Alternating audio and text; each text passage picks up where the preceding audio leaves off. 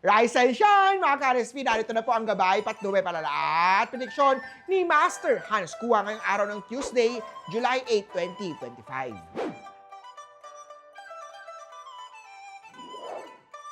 Para sa mga pinanganak ng Year of the Rat, may bagong responsibilidad. Huwag matakot, may susuporta sa'yo. You don't have to do it all alone. Great strength lies in knowing when to accept help. Yellow at 7. Sa Ox naman tayo, mapagkakatiwalaan ka ngayon sa mas mahirap na task. Ipakita ang iyong dedikasyon. Ito ang magdadala sa iyo sa susunod na level. Red at 5. Kay Tiger naman tayo, malapit ka nang irekomenda para sa bagong project. Panatilihin ang sipag at pakikisama. Yan ang napapansin ng mga tao sa paligid mo. Green at 1. Kay Rabbit naman tayo, may kasamahang kinakailangan ng guidance mo. Tumulong dito. Remember, when you lift others up, you rise with them. White at 3. Kay Drago naman tayo, may iniintay na sagot sa proposal mo. Malapit na itong dumating. Manatiling positive at handa sa susunod na steps. Silver at 6. Kay Snake naman tayo, magandang i-advertise ang service mo ngayon sa social media.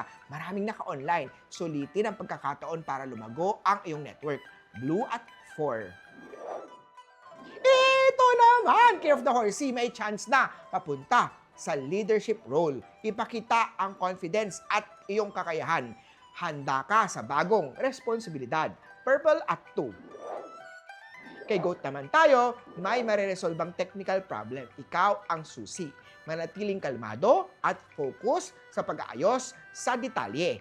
Gray at 9. Kay Monkey naman tayo, isang bagong idea ang matutuwa si Boss. Ipakita ang iyong creativity at huwag matakot na mag-suggest ng bago. Gold at 5. Kay Rooster naman tayo, may sinusulong na project na may mataas na chance na ma-approve ito. Ipakita, ibigay ang dedikasyon at klarong plano. Pink at 8. Kay Dog naman tayo, hindi kailangan ng mamahaling date.